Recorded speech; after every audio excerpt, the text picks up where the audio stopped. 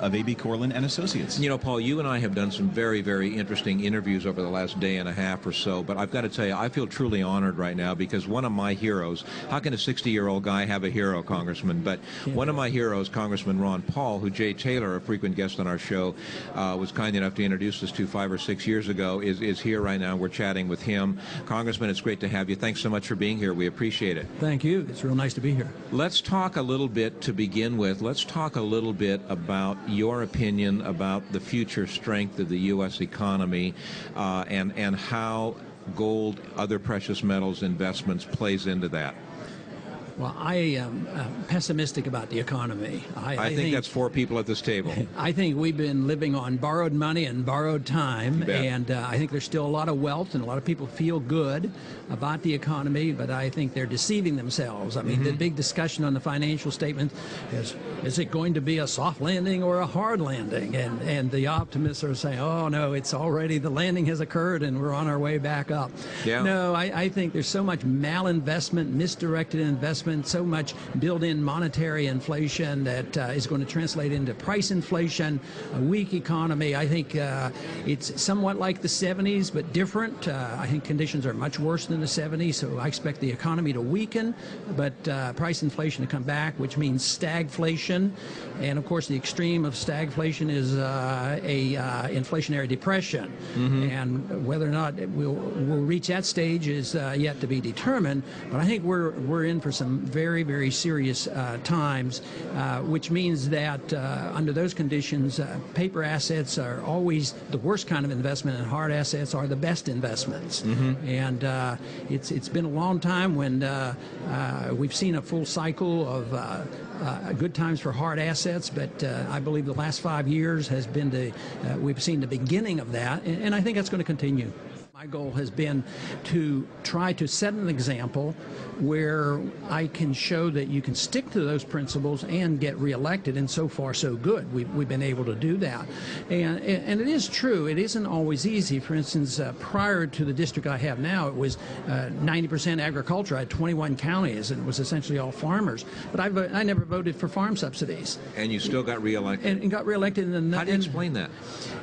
By being upfront with them. Yeah. And the truth is that they haven't benefited that much by subsidies. I said, well, you know, if the subsidies have helped you, and we've had them for 70 years, why aren't you all rich? And the family farmer's still struggling. I said, all the funds are going to the corporate farmers. Exactly. And then I play on their true beliefs. You know, property rights, inheritance taxes, federal regulators coming on their property, and they say, oh, that's right, Second Amendment, you know, Texas farmer. So they say, you know, they all of a sudden found out that they agreed with me on a lot of issues, but it's the organizations, whether it's the AMA in medicine that never really was a supporter of mine, or whether it's the farm unions. They don't support the small farmers. They become politicized. They become part of the system.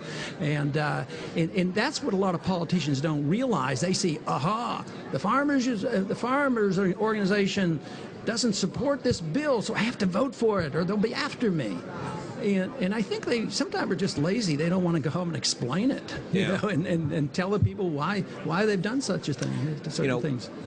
I guess I would like to ask the congressman whether he thinks there's going to be any policy shift on the monetary front. Congressman Paul is on the House Finance Committee, I guess it is, with the new Fed chairman. I would just like to get his remarks if he thinks it's going to make any difference, or if there will be, if Mr. Bernanke may be more inflationary than Mr. Greenspan, even, who was a great inflationist. Yeah, there probably won't be any significant change. The important thing to remember about monetary policy, it's more secretive than the CIA. I can find out more information from the CIA, which is very secretive, than I could from the Open Market Committee. I can't attend that or find out, and they don't allow us to know what's going. I mean, that's an interesting comment on our system. Yeah, because there's a lot more money. There's a lot of money wasted in the CIA, and it gets us into a lot of trouble. But the big money, all the money in the country is manipulated by the Federal Reserve.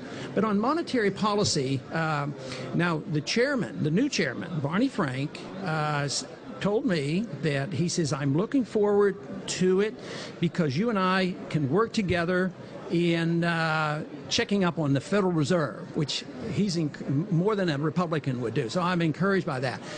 But Barney Frank is a liberal, and he wants the Fed to have lower interest rates, you know, as a liberal would, and not understanding the whole issue. But where I think we'll make inroads is on more transparency. I think that we might be able to at least publicly pressure the Fed and maybe the working group on financial markets, find out what they're doing, and maybe at least put pressure on them to tell us how central bank coordination is used. I think that's a big secret that nobody even talks about, but I think that's very big. This central bank coordination, and of course the financial markets, the working group on financial markets is big.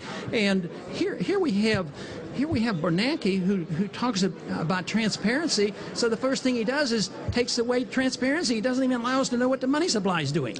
You know, a question that I have that we've discussed with Jay numerous times on the program is we talk about the fallacy of a monetary system that has no basis. You know, a monetary system that basically is akin to a house of cards.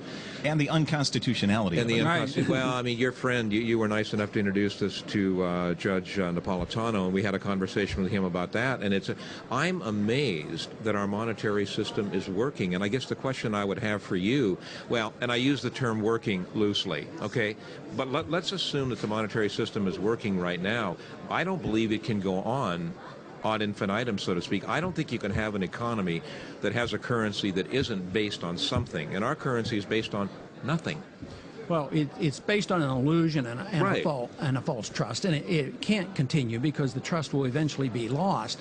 But Mises taught in Human Action that all money originates in the marketplace, so it has to have real value. And the dollar did originate. It originated as a silver dollar and had real value, and there was gold and silver, and throughout the 20th century that was undermined until it was finally totally destroyed in 1971. Right. So we've had this total fiat dollar since 1971. You say, well, why didn't it end? Why did it last for 35 more years? Well, it was because of the origination. There are still members, believe this or not, there are still members on the banking committee that believe that the dollar is backed by gold. You've got to be kidding. No, I'm not kidding. They still do, and they're very disinterested. But they'll come and say, "Isn't the dollar backed by gold?" Well, no, not quite. Do you know that, Jay? I was totally unaware of that. Well, I know that I found it fascinating that my son in his high school course somewhere along the line was taught that by his teacher. In fact, so that the dollar is backed by gold. So it's I think it's a common perception that probably allows confidence in the dollar to be retained. You know, that's right, and it's a false confidence. Here's an interesting question. Okay.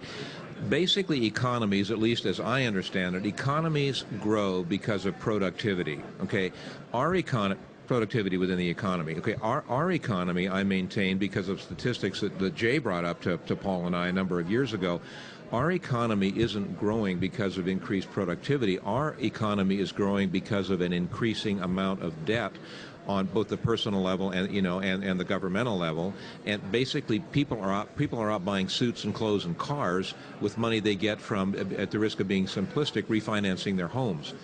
That can't go on forever. What's going to happen in the next 5 years? Well, when the government gets involved and they run up this debt, and then it's put out in the economy, the debt eventually gets so high that it's not repayable, and our debt is not repayable. Of course not. There's going to be a default, but they won't quit writing checks. They're going to continue to create the credit, and they still remember very well, and you remember the conversation between Bernanke and Friedman, that it was the Fed's fault because they didn't print enough money in the Depression, rather than understanding that it was the Fed printing too much in the 20s.